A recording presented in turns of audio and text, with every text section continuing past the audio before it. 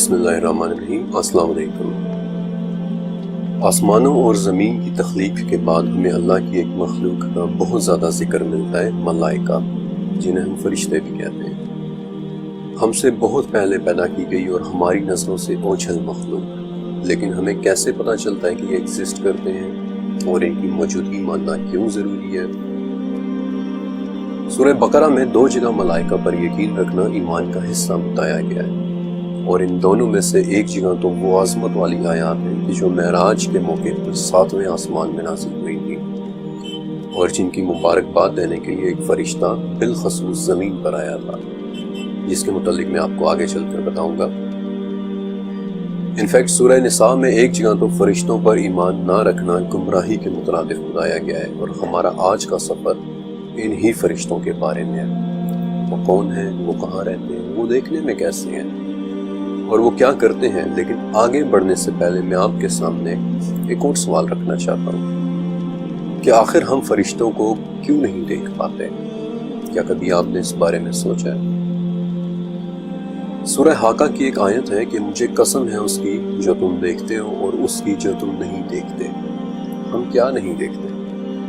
آخر ایسی کون سی چیزیں جو ہمیں نظر نہیں آتی؟ اب بہت سے لوگ اس بات کا جواب ایسے دیں گے کہ ہمیں ہوا نہیں نظر آتی، ہمیں خوشبو نہیں نظر آتی۔ میرے خیال میں وہ لوگ بڑا سطحی سا جواب دے رہے ہوتے ہیں۔ ان تمام چیزوں کو ہم دیکھتے نہیں ہیں، لیکن ہم ڈیٹیکٹ تو کر رہے ہیں۔ ہوا کی رفتار بھی ڈیٹیکٹ ہو رہی ہے، خوشبو کی تیزی کا احساس بھی ڈیٹیکٹ ہو جاتا ہے۔ لیکن فرشتوں کو تو چھوڑیں، آسمان ہی میں کتنی ایسی چیزیں ہیں کہ جو ہم دیکھنا تو دور بلکہ ڈیٹیکٹ بھی نہیں کر پاتے، اور میں آپ کو بتا دوں کہ کیسے۔ اس کائنات میں جو کچھ بھی دیکھا یا ڈیٹیکٹ کیا جا سکتا ہے وہ 19 قسم کی روشنی یا سگنلز دیتا ہے، جنہیں بینڈز کہتے ہیں، اور یہ 19 بینڈز مل کر وہ پٹی بناتے ہیں جسے اس کائنات کا الیکٹرو میگنیٹک اسپیکٹرم کہتے ہیں۔ اب ٹیکنیکل زبان میں تو یہ اسپیکٹرم مختلف قسم کی فریکوینسیز، ویو لینتھس اور فوٹون انرجیز کا مجموعہ ہوتا ہے، لیکن سادہ الفاظ میں کوئی بھی وہ چیز جو اس انرجی یا اس مادے کی بنی ہو جسے ہم جانتے ہیں، وہ اس اسپیکٹرم پر کہیں نہ کہیں موجود ہونا چاہیے۔ مثلا موبائل فون سے نکلی ہوئی شعاعیں کی جو نظر تو نہیں آتی، لیکن وہ ریڈیو ویوز کے بینڈ پر موجود ہیں۔ ایسے ہی مائکرو ویو یا الٹرا وائلٹ شعاعیں کی جو نظر تو نہیں آتی، لیکن ہم ان کی حدت محسوس کر لیتے ہیں، وہ بھی اسی بینڈ پر موجود ہیں۔ البتہ اس پٹی پر الٹرا وائلٹ اور انفراریڈ کے درمیان ایک چھوٹا سا حصہ پایا جاتا ہے۔ انفیکٹ اتنا چھوٹا، یہ حصہ اتنا چھوٹا ہے کہ اس پوری پٹی کا صرف 0.0035% حصہ ہے، اور اس چھوٹے سے حصے کا نام ہے ویزیبل اسپیکٹرم، اور صرف یہی وہ حصہ ہے جو ہمیں نظر آتا ہے، وہ حصہ کہ جو 7 رنگوں سے بنی ہوئی روشنی کا بینڈ ہے اور جسے ہماری آنکھیں دیکھ پاتی ہیں۔ آپ اس کا مطلب جانتے ہیں؟ اس کا مطلب یہ ہے کہ اگر اس کائنات میں موجود 2 لاکھ مختلف چیزیں ہمارے سامنے رکھی جائیں تو ہم ان 2 لاکھ میں سے صرف 7 چیزوں کو ہی دیکھ سکیں گے۔ یعنی سادہ الفاظ میں 99.9965% کائنات ہماری نگاہوں سے ہی پوشیدہ ہے، چھپی ہوئی ہے، ڈھکی ہوئی ہے۔ اور اگر کسی چیز کی تخلیق اس الیکٹرو میگنیٹک اسپیکٹرم کی پٹی سے باہر کی ہے، کسی اور مادے کی ہے جو اس پٹی پر موجود نہیں ہے، تو پھر دیکھنا تو درکنار ہم اسے ڈیٹیکٹ بھی نہیں کر پائیں گے۔ لہٰذا ایک بات تو بہت شروع میں ہی طے ہو جاتی ہے کہ ہمارے آج کے اس سفر میں بھی سائنس ہماری کوئی زیادہ مدد نہیں کر پائے گی۔ نتیجتاً اس چیپٹر میں بھی ہمارا مین سورس قرآن اور حدیث ہی ہوگا۔ فرشتوں کی تخلیق سے متعلق حضرت عائشہ رضی اللہ تعالیٰ عنہا سے مروی ایک حدیث ہے کہ اللہ تعالیٰ نے فرشتوں کو نور سے پیدا کیا ہے، جنات کو آگ کے شعلے سے، اور آدم کو اس مادے سے کہ جسے تمہارے لیے بیان کر دیا گیا ہے۔ اب فرشتوں کی تخلیق نور سے کی گئی ہے، نور جسے ہم اردو میں ایک ٹھنڈی روشنی کہہ دیتے ہیں، لیکن در حقیقت یہ کون سی روشنی ہے، یہ بات کوئی نہیں جانتا۔ البتہ اتنا تو طے ہے کہ یہ 7 رنگوں والی یعنی ویزیبل اسپیکٹرم والی روشنی تو بالکل نہیں ہے، اور میرے خیال میں اس حدیث کے آخری حصے سے یہ بات بھی واضح ہو جاتی ہے کہ ہمارے علاوہ ان دونوں مخلوقات کی تخلیق کسی ایسے مادے سے ہے جس کی تفصیل کو ہمارے لیے بیان نہیں کیا گیا۔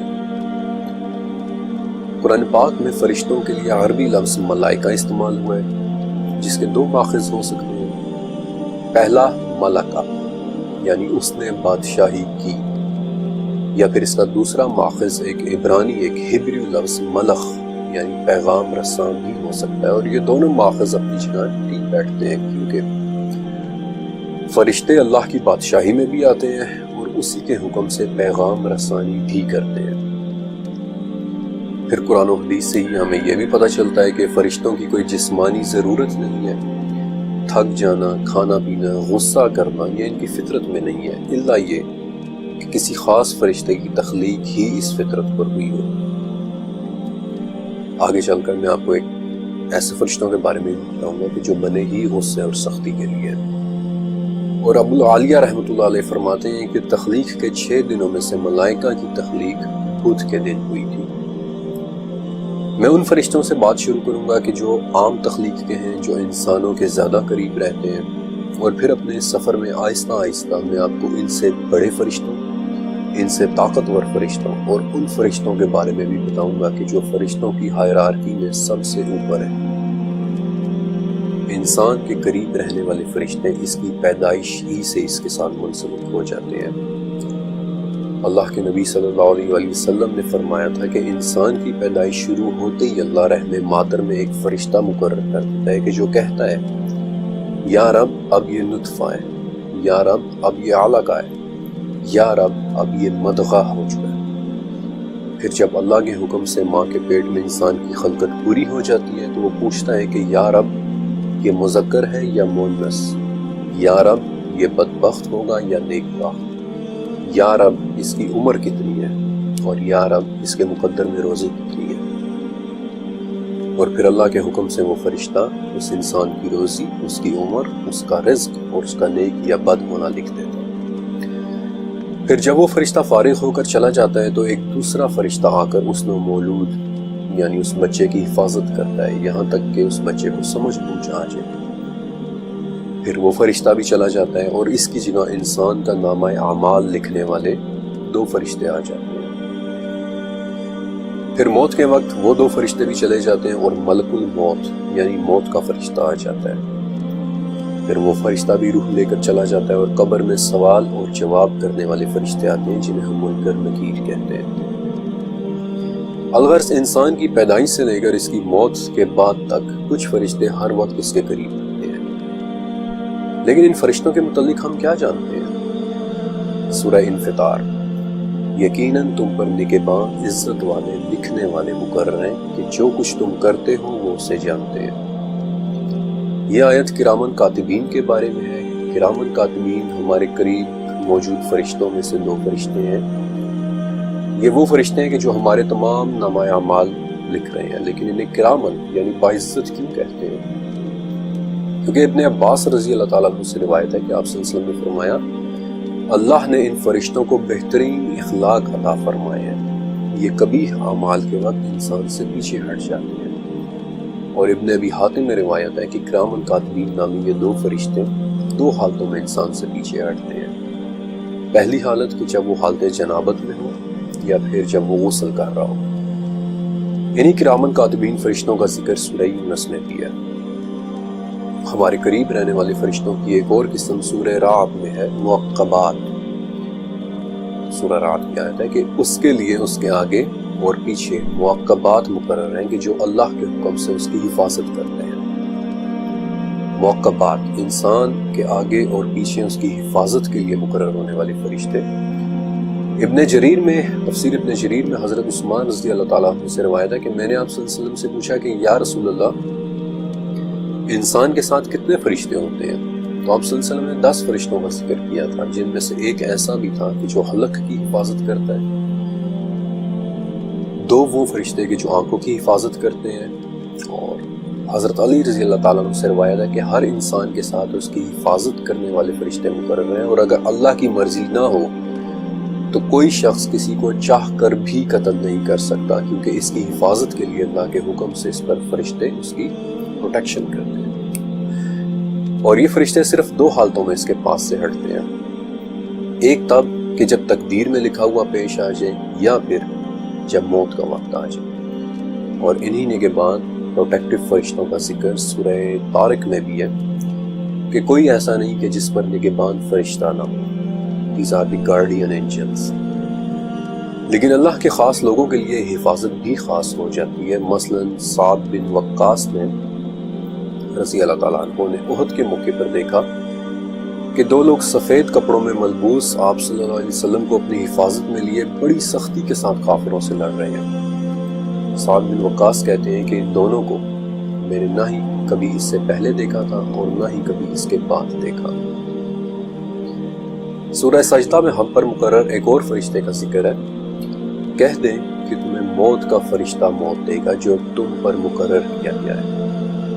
موت کے فرشتے کو قرآن پاک میں صرف ملک الموت یعنی موت کا فرشتہ ہی کہہ کر بلایا گیا ہے. اور ابن ابی حاتم کی روایت میں آپ صلی اللہ علیہ وسلم کی حدیث ہے کہ ملک الموت زمین کے تمام بحری و بری علاقوں سے پوری طرح واقف ہے. وہ اس میں رہنے والوں کے بارے میں روزانہ 5 مرتبہ تحقیق کرتے ہیں کہ ان میں سے کس کی موت کا وقت آ چکا ہے، لیکن اللہ کے حکم کے بغیر وہ چاہ کر بھی کسی کی روح کو قبض نہیں کر سکتے. اسلامک لٹریچر میں موت کے فرشتے کو عموماً حضرت اسرائیل علیہ السلام کے حوالے سے منسوب کیا جاتا ہے. اور آپ کی دلچسپی کے لیے بتا دیتا ہوں کہ اسلام سے سکھ مذہب میں اڈاپٹ کی جانے والی چیزوں میں یہ نام بھی شامل ہے. جہاں گرو گرنتھ کے پہلے اور 5ویں محل میں یعنی چیپٹر میں وہ اسرائیل نامی ایک فرشتے کا ذکر کرتے ہیں کہ جو روحوں کی روحیں نکالتا ہے. لیکن ملک الموت یعنی موت کے فرشتے کے علاوہ سورہ نازیات میں ان کے زیر حکم یعنی ملک الموت کے زیر حکم مزید 2 قسم کے فرشتوں کے متعلق موجود ہیں. سورہ نازیات کی پہلی 5 آیات پڑھیے، آپ کو 5 نام نظر آئیں گے: نازیات، ناشطات، سابحات، سابقات اور مدبرات. ان میں سے نازیات وہ فرشتے ہیں کہ جو موت کے وقت جسم میں ڈوب کر سختی سے جان نکالتے ہیں، اور ناشطات وہ فرشتے ہیں کہ جو بہت نرمی اور آہستگی سے انسان کی جان نکالتے ہیں. پھر موت کے بعد قبر کے فرشتوں کا تفصیلی ذکر احادیث کی کتابوں میں ملتا ہے. مثلا نبی کریم صلی اللہ علیہ وسلم نے فرمایا کہ جب تم میں سے کسی کو دفنایا جاتا ہے تو اس کے پاس کالے رنگ اور نیلی آنکھوں والے 2 فرشتے آتے ہیں، جن میں سے ایک کو منکر اور دوسرے کو نکیر کہتے ہیں. ان فرشتوں کے حوالے سے بخاری میں بھی یہ آتا ہے کہ قبروں میں تمہاری آزمائش ایسے ہوگی کہ جیسے کانے دجال کے سامنے یا پھر اس کے قریب قریب. قبر ہی کے متعلق مسند احمد میں ایک ایسے فرشتے کا ذکر ملتا ہے کہ جسے کافر کی قبر میں مسلط کیا جاتا ہے. وہ فرشتہ اندھا، گونگا اور بہرا ہوتا ہے، اور اس کے ہاتھ میں ایک ایسا گرز ہوتا ہے کہ اگر اسے کسی بڑے پہاڑ پر مارا جائے تو وہ پہاڑ مٹی مٹی ہو جائے. اب اس سے پہلے کہ میں آپ کو بڑے فرشتوں اور ان کی ڈسکرپشن کے متعلق بتاؤں، آپ کے لیے یہ جاننا ضروری ہے کہ فرشتے آخر ہیں کہاں پر. ابن ماجہ کی حدیث کے مطابق آپ صلی اللہ علیہ وسلم نے فرمایا کہ میں نے آسمان میں جو دیکھا ہے وہ تم نہیں دیکھ سکتے، اور میں نے وہاں جو سنا ہے وہ تم نہیں سن سکتے. آسمان چرچراتا ہے اور اس کا حق ہے کہ وہ چرچرائے. اس میں 4 انگلیوں کے برابر کی جگہ بھی خالی نہیں، مگر یہ کہ وہاں کوئی نہ کوئی فرشتہ اپنا ماتھا ٹکائے اللہ رب العزت کے حضور سجدہ ریز ہو. جو کچھ میں جانتا ہوں اگر تمہیں اس کا علم ہو جائے تو تم ہنسو کم اور رو گے زیادہ. انفیکٹ یہی وہ حدیث شریف ہے جسے سننے کے بعد ابو ذر غفاری رضی اللہ تعالیٰ عنہ نے خوف سے کہا تھا کہ کاش میں ایک درخت ہوتا کہ جسے کاٹ دیا جاتا. لیکن کائنات کی ان بے کراں وسعتوں میں موجود فرشتے کیا کر رہے ہیں؟ کیا انہیں رب کریم کی تسبیح اور اسے سجدہ کرنے کے علاوہ بھی کچھ امور دیے گئے ہیں؟ تو اس کا جواب سورہ نحل میں ہے کہ فرشتے اپنے رب سے ڈرتے ہیں جو ان سے اوپر ہے، اور وہ کرتے ہیں جس کا انہیں حکم دیا جائے. آپ کو اس فرشتے کے متعلق یاد ہے کہ جو ماں کے پیٹ میں ہماری حفاظت کرتا تھا، یا پھر وہ فرشتہ جو ہمارے ہوش سنبھالنے تک ہماری پروٹیکشن کرتا رہا؟ اللہ کریم نے اس مخلوق کے ذمہ مختلف کام لگائے ہیں جو وہ صبح سے شام تک کرتے ہیں، یہاں تک کہ بادلوں کے گرجنے اور ہواؤں کے چلنے پر بھی. جب نبی کریم صلی اللہ علیہ وسلم کی دعوت پر طائف والوں نے ان کے ساتھ بدسلوکی کی تھی تو آپ صلی اللہ علیہ وسلم کے پاس وہ فرشتہ آیا جسے اللہ نے پہاڑوں کے امور پر فائز کیا تھا. اس فرشتے نے سلام کیا اور کہا کہ اے نبی، اگر آپ چاہیں تو میں ان لوگوں کے دونوں اطراف کے سنگلاخ پہاڑوں کو لا کر ان پر گرا دوں. ایسے ہی ابن ابی حاتم میں روایت ہے کہ نبی کریم صلی اللہ علیہ وسلم سے پہاڑوں پر معمور فرشتے نے عرض کی تھی کہ یا رسول اللہ، ہمارے پاس اللہ کا حکم اترتا ہے کہ کس جگہ کس قدر بارش برسانی ہے۔ پھر انبیاء کو کئی باتوں کی خبریں دینے کے لیے بھی فرشتوں کو بھیجا گیا۔ جب آپ صلی اللہ علیہ وسلم پر جادو ہوا تھا اور آپ کسی چیز کے متعلق خیال کرتے کہ آپ نے وہ کام کر لیا ہے، حالانکہ آپ صلی اللہ علیہ وسلم نے وہ کام نہیں کیا ہوتا تھا، تو آپ صلی اللہ علیہ وسلم نے حضرت عائشہ رضی اللہ عنہ سے کہا کہ عائشہ، جو بات میں اللہ سے پوچھ رہا تھا اس نے مجھے اس کا جواب دے دیا۔ میرے پاس 2 فرشتے آئے، ان میں سے ایک میرے سر کی طرف کھڑا ہوا اور دوسرا میرے پاؤں کی طرف، اور ان میں سے ایک نے دوسرے سے پوچھا کہ ان صاحب کی کیا بیماری ہے؟ دوسرے نے بتایا کہ ان پر جادو ہوا ہے۔ پہلے نے پوچھا کہ یہ جادو کس نے کیا ہے؟ دوسرے نے جواب دیا کہ بنی رزیق کے لبید بن عاصم نے کیا ہے۔ پھر پوچھا کہ کس چیز میں جادو کیا گیا ہے؟ جواب دیا کہ کنگھے اور سر کے بال میں، کہ جو کھجور کے خوشے میں رکھے ہوئے ہیں۔ سوال کرنے والے نے پھر پوچھا کہ یہ جادو اس وقت کہاں ہے؟ اور جواب دینے والے نے کہا کہ زروان کے کنویں میں۔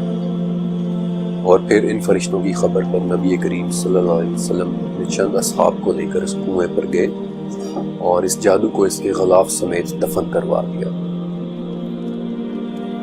قرآن پاک میں فرشتوں کا دوسرے انبیاء اور غیر انبیاء کے ساتھ گفتگو اور ان تک اللہ کا پیغام پہنچانے کا بھی ذکر ہے، کیونکہ سورہ شورا کے مطابق ناممکن ہے کہ اللہ کسی بندے سے کلام کرے سوائے وحی کے، یا پردے کے پیچھے سے، یا پھر کسی فرشتے کو بھیجے۔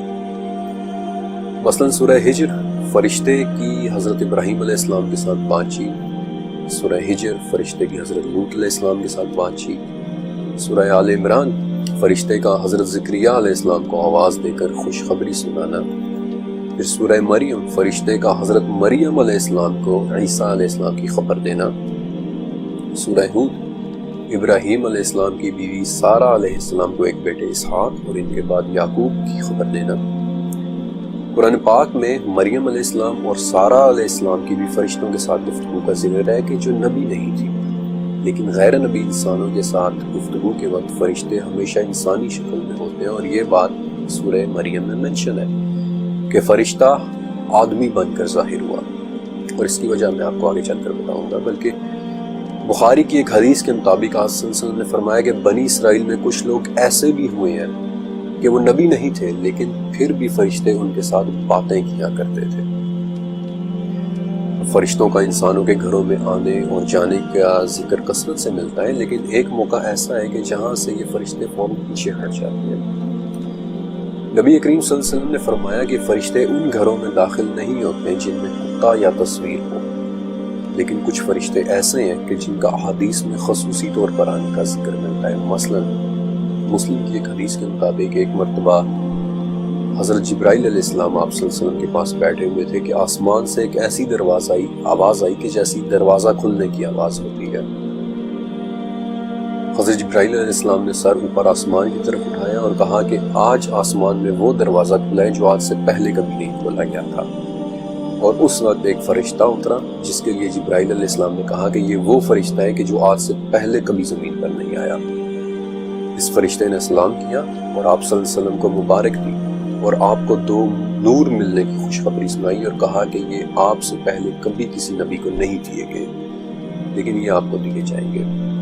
ان میں سے پہلا نور سورہ فاتحہ اور دوسرا نور سورہ بقرہ کی آخری 2 آیات ہیں۔ پھر مسند احمد میں ایک روایت ہے کہ نبی کریم صلی اللہ علیہ وسلم نے ام سلمہ رضی اللہ عنہا سے فرمایا تھا کہ مجلس کو درست اور ٹھیک ٹھاک کر دیں، کیونکہ آج وہ فرشتہ آ رہا ہے جو آج سے پہلے زمین پر کبھی نہیں آیا۔ انفیکٹ یہ وہی فرشتہ تھا جس نے آپ صلی اللہ علیہ وسلم کو حسین رضی اللہ تعالیٰ عنہ کے قتل کی خبر دی تھی، اور وہ سرخ مٹی بھی دکھائی تھی کہ جہاں حسین رضی اللہ تعالیٰ عنہ نے شہید ہونا تھا۔ لیکن یہ فرشتے زمین پر آتے کیسے ہیں، یا زمین سے آسمان کی طرف جاتے کیسے ہیں؟ سورہ معارج کی 4 آیت سے پتہ چلتا ہے کہ فرشتے ایسے راستوں کے ذریعے اترتے اور چڑھتے ہیں کہ جو ایک طرح کے راستے ہیں۔ اس آیت کے مطابق یہ وہ راستے ہیں کہ جن سے فرشتہ 50,000 سال کا سفر ایک ہی دن میں طے کر لیتا ہے۔ بلکہ ترمذی میں تو فرشتوں کے ان راستوں کو استعمال کرنے کا طریقہ بھی لکھا ہوا ہے کہ کوئی بھی فرشتہ زمین سے لا حول ولا قوت الا باللہ کہے بغیر نہیں اڑ سکتا یا اٹھ سکتا۔ اب بڑے فرشتوں کے متعلق بتانے سے پہلے میں 3 ایسے ناموں کے بارے میں آپ کو بتانا چاہتا ہوں جن کے حوالے سے مجھے زیادہ انفارمیشن نہیں مل سکی، لیکن ان کے فائز ہونے کے مقامات بہت حیرت انگیز ہیں۔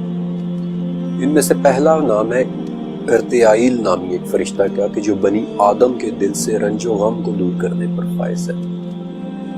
دوسرے فرشتے کا نام کعب بن احبار سے ملی ایک روایت میں ہے۔ وہ کہتے ہیں کہ جنت میں ایک فرشتہ ہے جس کا نام بھی مجھے معلوم ہے۔ وہ فرشتہ اپنی پیدائش سے لے کر اب تک جنتیوں کے لیے زیور بنا رہا ہے اور وہ قیامت تک اسی کام میں مگن رہے گا، اور اگر اس کے بنائے ہوئے زیورات میں سے ایک کنگن بھی اس دنیا میں آ جائے تو سورج کی روشنی اس طرح مدھم ہو جائے گی کہ جیسے سورج کے نکلنے پر چاند مان پڑ جاتا ہے۔ اور تیسرا نام ہے سورہ کہف والے ذوالقرنین کا، جنہیں حضرت عمر رضی اللہ تعالیٰ عنہ کے ایک قول کی بنیاد پر کچھ علماء فرشتہ ہی مانتے ہیں۔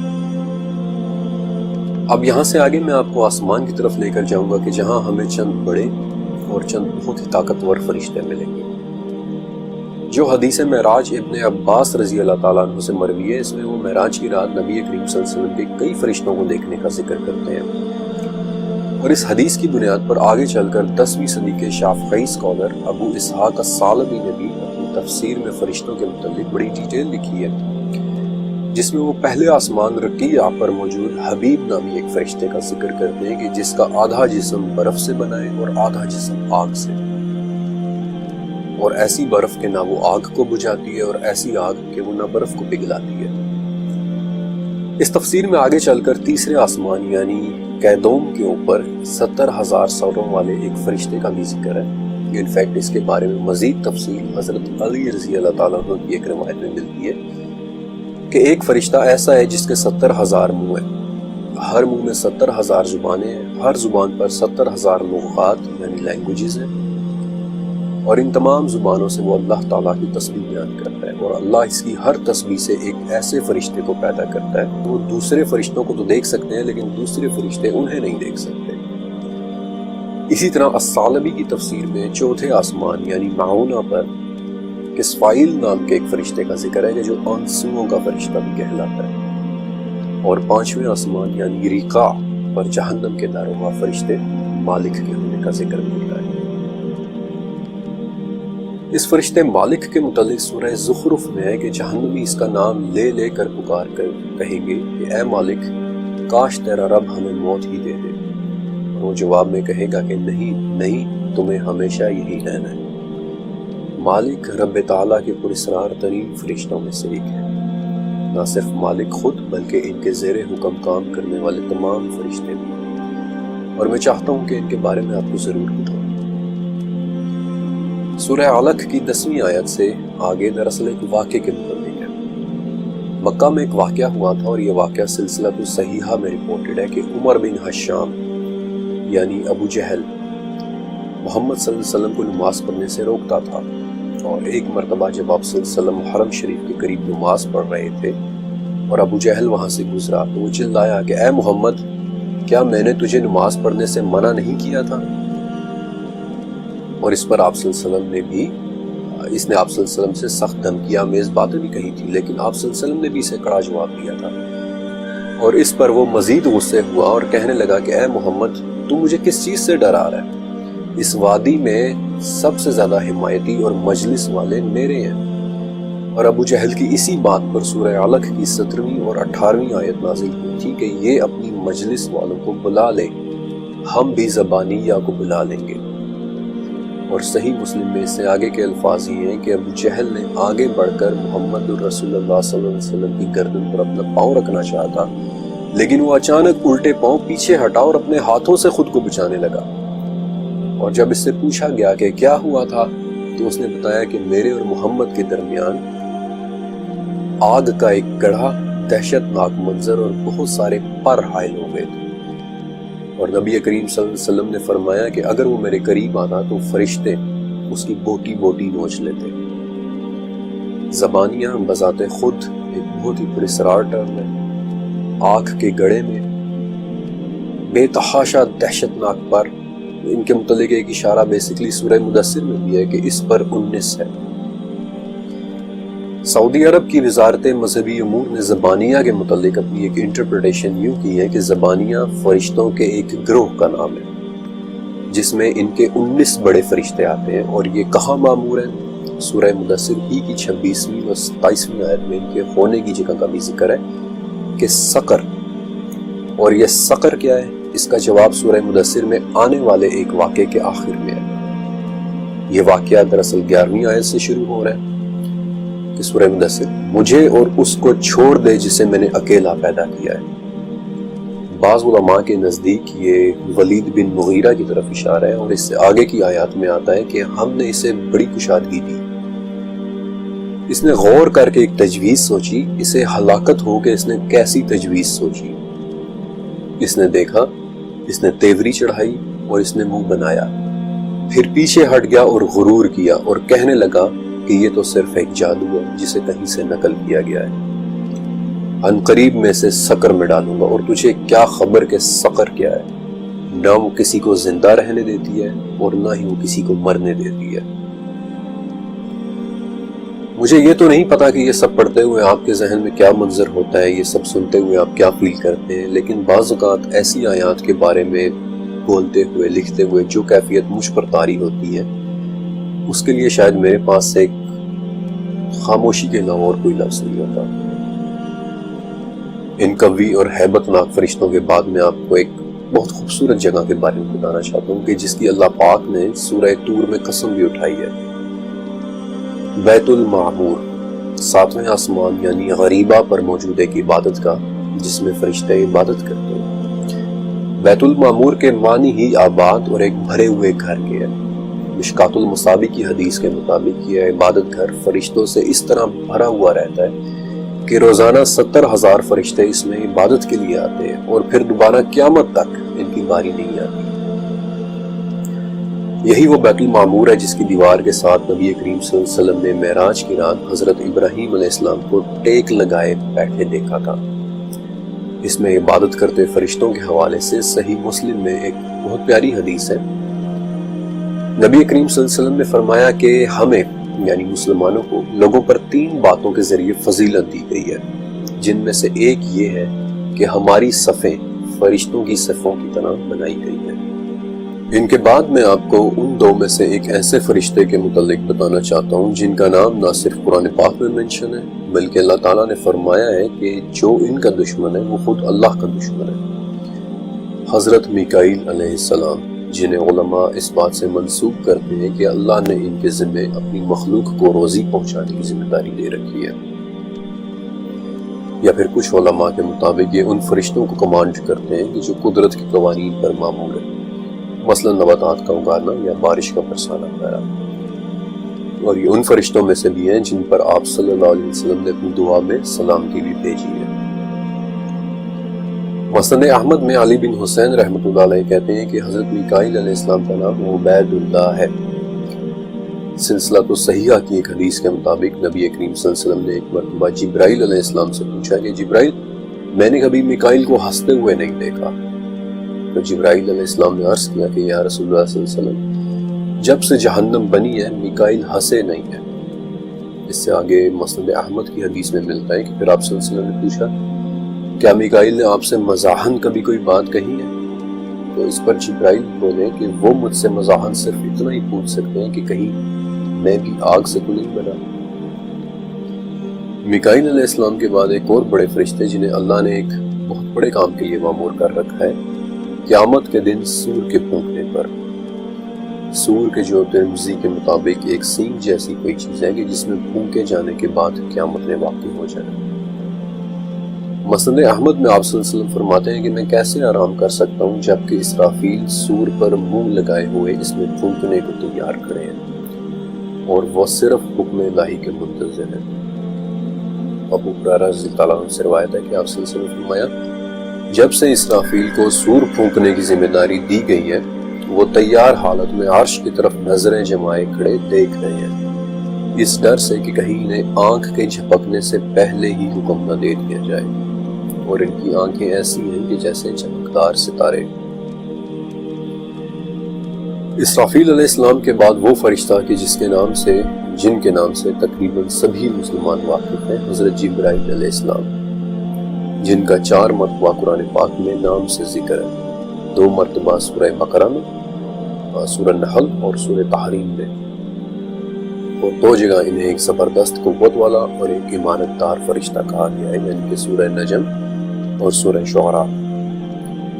جبرائیل علیہ السلام وہ فرشتے ہیں کہ جنہوں نے کئی انبیاء کے ساتھ کمیونیکیٹ کیا ہے، اور ان کے سپورٹ بڑی طاقت اور قوت والے کام ہیں، مثلاً وحی کا لانا یا قوموں پر شدت والا عذاب لانا۔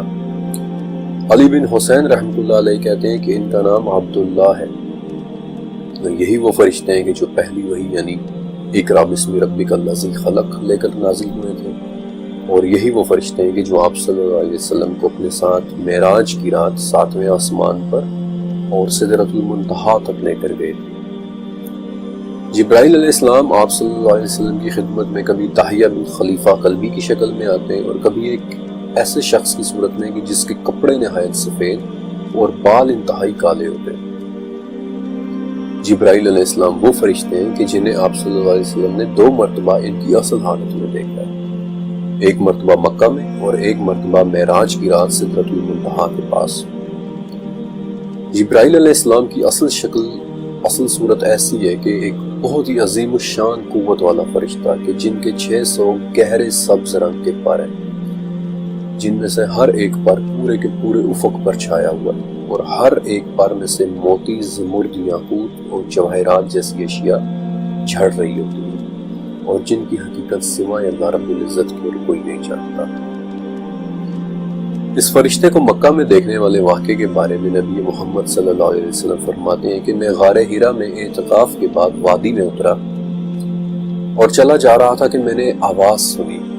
میں نے آگے پیچھے دائیں بائیں دیکھا لیکن کوئی نظر نہیں آیا۔ مجھے پھر وہ آواز سنائی دی اور میں نے پھر دیکھا، اور جب تیسری مرتبہ آواز سنائی دی تو میں نے سر اوپر اٹھا کے دیکھا تو اسی فرشتے کو زمین اور آسمان کے درمیان ایک کرسی پر بیٹھے ہوئے پایا کہ جو میرے پاس غار حرا میں آیا تھا۔ میں اس سے ڈر گیا، یہاں تک کہ میں زمین پر گر پڑا اور گھر آنے پر کمبل اوڑھنے کی خواہش ظاہر کر دی۔ اور اس موقع پر پھر سورہ مدثر کی وہ آیات نازل ہوئی تھی کہ اے کپڑا اوڑھنے والے اٹھ، آگاہ کر دے۔ اور دوسری مرتبہ جبرائیل علیہ السلام کو ان کی اصل شکل میں دیکھنے والے واقعے کے بارے میں آپ کو اس چیپٹر کے آخر میں بتاؤں گا، لیکن جبرائیل اور ایک اور فرشتے کے متعلق مسند احمد میں ایک واقعہ درج ہے کہ ایک مرتبہ آپ صلی اللہ علیہ وسلم کی خدمت میں کچھ یہودی آئے اور کہا کہ ہم آپ سے 5 سوالات کریں گے، اور اگر آپ ہمیں ان کے جوابات دے دیں تو ہم پہچان لیں گے، ہم آپ کو ریکوگنائز کر لیں گے کہ آپ ہی نبی ہیں، اور پھر ہم آپ کی اتباع بھی کریں گے۔ بلکہ نبی کریم صلی اللہ علیہ وسلم نے اس پر ان سے عہد بھی کیا تھا۔ ان یہودیوں کا چوتھا سوال یہ تھا کہ یہ رعد کون ہے؟ آپ صلی اللہ علیہ وسلم نے فرمایا کہ رعد اللہ کے فرشتوں میں سے ایک فرشتہ ہے جس کے ذمہ بادل ہے، اور اس کے ہاتھ میں آگ کا ایک کوڑا ہے کہ جس کے ساتھ وہ ان بادلوں کو چلاتا چلا جاتا ہے اس جگہ پر جہاں اللہ نے انہیں چلانے کا حکم دیا ہوتا ہے۔ یہودیوں نے کہا کہ یہ آواز کیا ہے کہ جو اس کی سنی جاتی ہے؟ آپ صلی اللہ علیہ وسلم نے فرمایا کہ یہ اس کے کوڑے کی آواز ہے۔ انہوں نے کہا کہ آپ صلی اللہ علیہ وسلم نے سچ کہا، اور پھر انہوں نے اپنا 5واں سوال کیا کہ ہر نبی کے لیے ایک فرشتہ مقرر ہوتا ہے کہ جو اس کے پاس وحی لے کر آتا ہے، آپ کا ساتھی فرشتہ کون ہے؟ اس پر آپ صلی اللہ علیہ وسلم نے جواب دیا کہ میرا ساتھی فرشتہ جبرائیل ہے۔ اور جب یہودیوں نے جبرائیل علیہ السلام کا نام سنا تو وہ اٹھ کھڑے ہوئے اور کہنے لگے کہ جبرائیل، یہ فرشتہ تو جنگ، لڑائی اور عذاب لے کر آتا ہے، یہ تو ہمارا دشمن فرشتہ ہے۔ ہاں اگر آپ میکائیل کہتے کہ جو رحمت نباتات اور بارش لے کر آتا ہے تو ہم آپ کی بات مان لیتے۔ اور پھر اسی پر سورہ بقرہ کی وہ آیت نازل ہوئی تھی کہ جو شخص جبرائیل کا دشمن ہو جس نے آپ کے دل پر اللہ کا پیغام اتارا ہے تو اللہ بھی اس کا دشمن ہے۔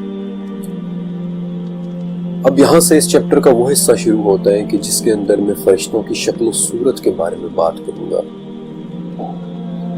اب زیادہ تر انسان جب فرشتوں کے متعلق سوچتے ہیں تو وہ یہی تصور کرتے ہیں کہ ایک بہت خوبصورت اور معصوم سی صورت، اور شاید اسی وجہ سے جب عزیز مصر کی بیوی کی محفل میں آنے والی عورتوں نے یوسف علیہ السلام کو دیکھا اور اپنی انگلیاں کاٹ لیں تو سورہ یوسف کے مطابق ان کی زبان سے یہ نکلا کہ حاشا اللہ، یہ انسان نہیں بلکہ کوئی بہت ہی بزرگ فرشتہ ہے۔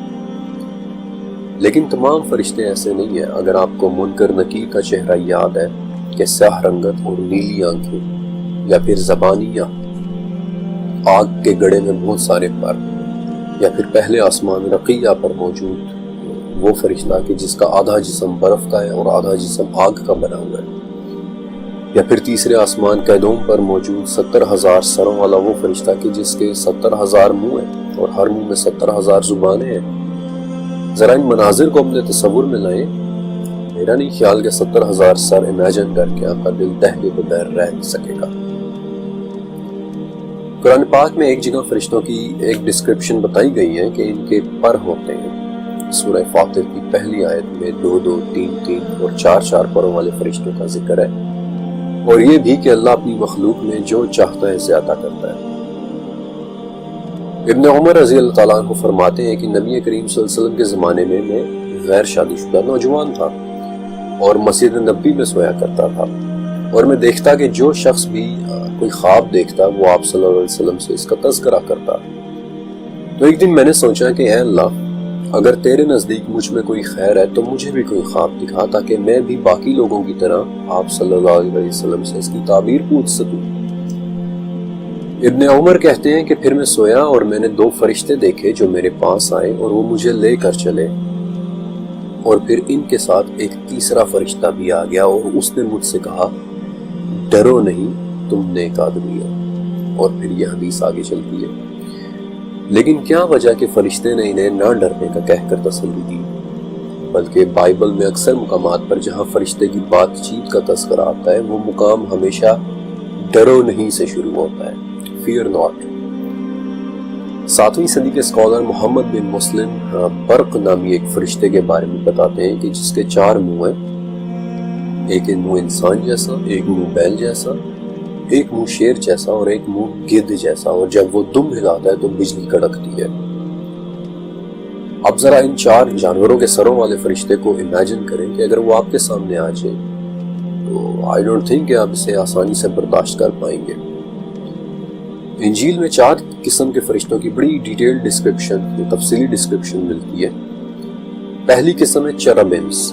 یہ وہ فرشتے ہیں کہ جو انجیل کے مطابق ایک ہائیبریڈ قسم کی شبیہ رکھتے ہیں۔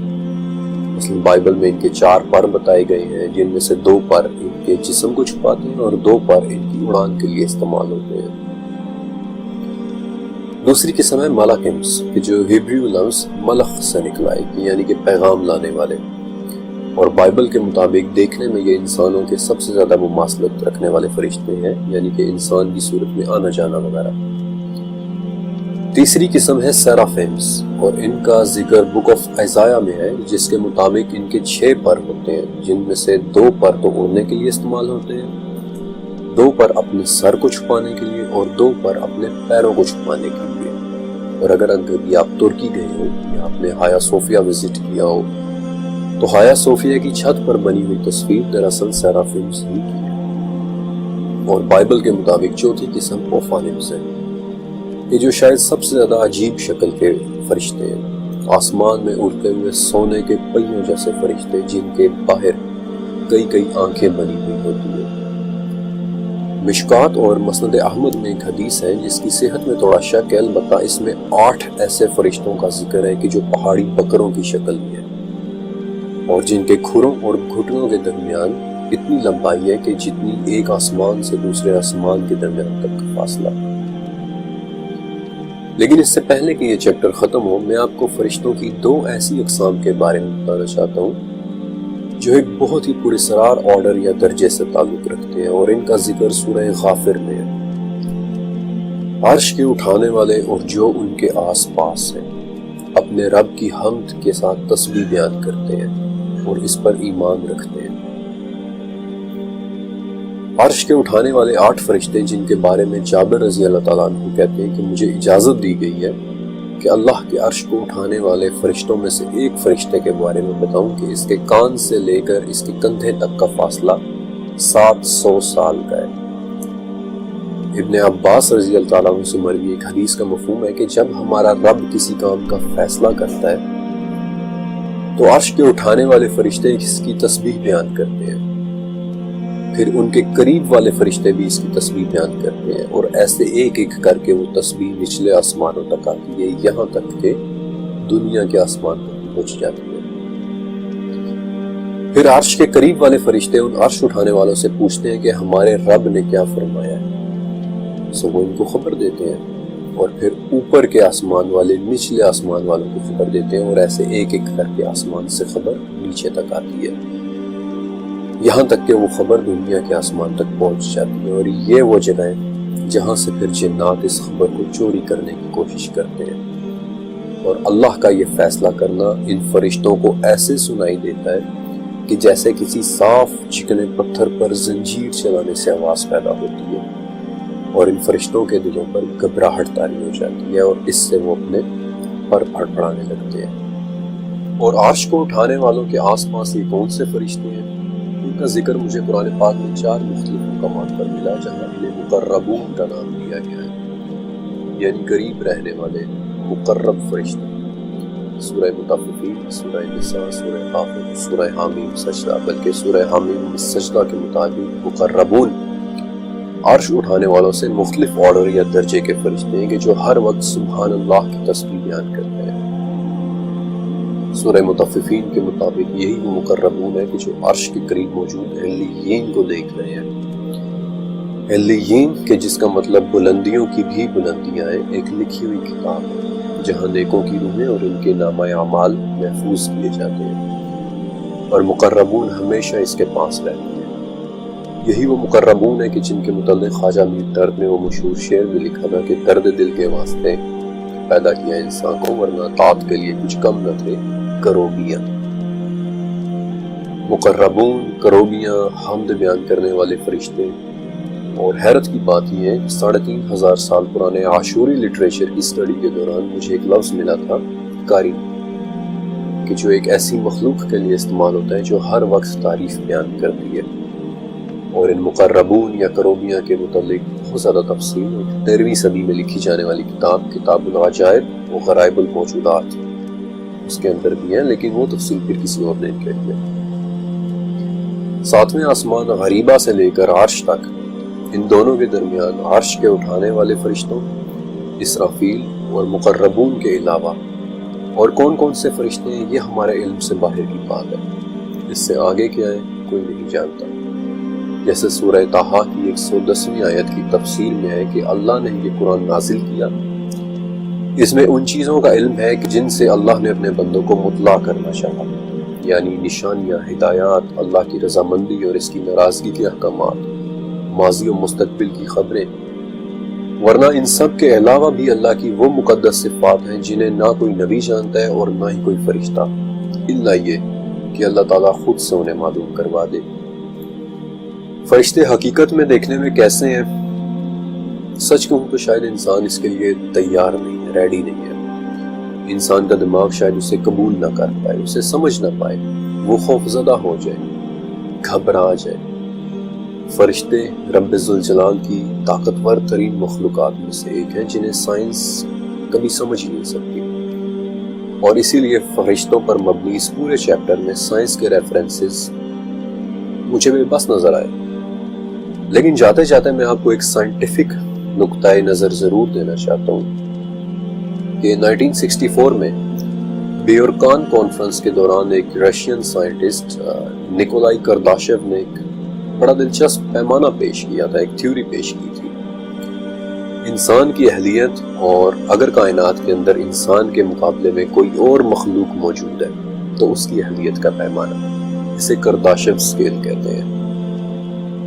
اس پیمانے کے مطابق اگر کائنات میں انسان کے علاوہ بھی کوئی مخلوق موجود ہے تو کامن سینس کی بات ہے کہ یا تو وہ انسان سے کم ایڈوانسڈ ہوگی، یعنی بالکل بیسک قسم کی زندگی، یا پھر انسان سے زیادہ ایڈوانسڈ ہوگی۔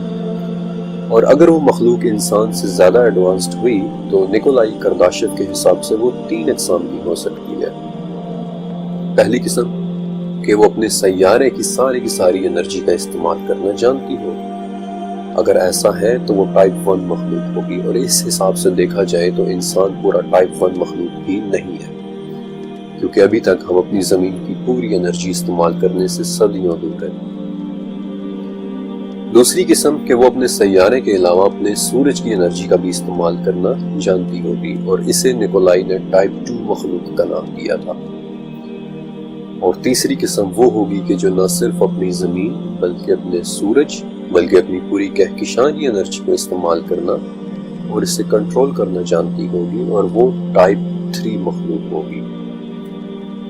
اور اس مخلوق کے استعمال میں اپنی کہکشاں کے تمام بلیک ہولز، وائٹ ہولز اور ورم ہولز بھی ہوں گے، اور ہمارے یعنی انسان کے ساتھ ان کی ٹیکنالوجی کی مثال ایسی ہوگی کہ جب ہم یعنی انسان کسی دور دراز کے سیارے پر کوئی سگنل بھیجنا چاہیں تو ہمیں اس کام میں کئی ہفتے لگ جاتے ہیں، لیکن اگر یہی کام ٹائپ 3 کی مخلوق کرے تو وہ صرف اور صرف اسے 3 سیکنڈز میں کر لے گی۔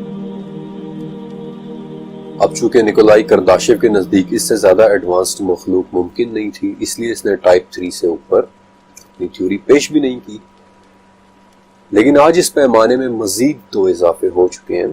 ایک ٹائپ 4 مخلوق بھی ہو سکتی ہے کہ وہ مخلوق جو نہ صرف اپنی کہکشاں اور اس کے ورم ہولز یعنی دروازوں یا شارٹ کٹس کو استعمال کرنا جانتی ہوگی، بلکہ ٹائپ 4 مخلوق اس پوری کائنات کے ورم ہولز کا استعمال کرنا جانتی ہوگی۔ اور پھر اس سے اوپر ایک اور ٹائپ ہے، ٹائپ 5 مخلوق، کہ جو نہ صرف اس کائنات بلکہ اس کائنات کی پرے کی کائناتوں تک بھی رسائی رکھتی ہوگی، تو وہاں کی حقیقتوں تک بھی رسائی رکھتی ہوگی۔ اب میرا آپ سے ایک سوال ہے کہ میں نے آج آپ کو بہت سے فرشتوں اور اللہ کی طرف سے انہیں دی گئی صلاحیتوں کے متعلق بتایا، وہ فرشتے جو آسمانوں کے دروازے کھول کھول کر نبی کریم صلی اللہ علیہ وسلم کے پاس قرآن کی آیات کی مبارک باتیں لے کر آیا کرتے تھے، وہ فرشتے جو اللہ کے حکم سے محمد رسول اللہ صلی اللہ علیہ وسلم کو راتوں رات مسجد حرام سے مسجد اقصی اور پھر مسجد اقصی سے پہلے آسمان رقیہ کے دروازوں تک، اور وہاں سے پھر دوسرے آسمان آسفلون تک، وہاں سے پھر تیسرے آسمان کیلوم تک، حالانکہ یہ تمام آسمان ایک دوسرے کے مقابلے میں صحراؤں کے اندر پڑی ہوئی انگوٹھیوں کی طرح ہیں، یہاں تک کہ 7ویں آسمان غریبہ کے دروازوں پر دروازے کھلواتے لے کر چلے گئے۔ کیا آپ اللہ کی اس بے پناہ طاقتور مخلوق کو کسی کرداشیو سکیل یا پھر کسی ہماری معمولی سی سمجھ کے مطابق بنائے گئے کسی الیکٹرو میگنیٹک اسپیکٹرم پر ڈھونڈنے کی کوشش کر سکتے ہیں؟ ان مائی پرسنل اوپینین کہ یہ بات سوچتے ہوئے بھی شرمندگی ہو جائے۔ ہمارا دماغ فرشتوں کو دیکھنا کیلکولیٹ کر ہی نہیں پائے گا، بلکہ فرشتے تو بہت دور کی بات ہے۔ میں آپ کو ایک ریئل لائف ایگزامپل دیتا ہوں۔ اینتھروپولوجی یعنی انسان کی اسٹڈی کا ایک کانسیپٹ ہے فرسٹ کانٹیکٹ، یعنی کیا ہوگا جب 2 مختلف جاندار اس طرح سے ملے کہ انہیں پہلے سے ایک دوسرے کی موجودگی کا پتہ نہ ہو۔ اب میں آپ کو ایک صرف چھوٹی سی مثال دوں گا، ایک ریئل لائف ایگزامپل کہ 1930 میں پاپوا نیو گینی کے لوگوں نے جب پہلی مرتبہ ایک سفید فام مسافر مچ لیے کو دیکھا تھا تو وہ اتنا گھبرا گئے تھے کہ سب سے پہلے وہ اس کے جسم کو رگڑ رگڑ کر اس کی جلد کی سفیدی اتارنے لگ گئے تھے۔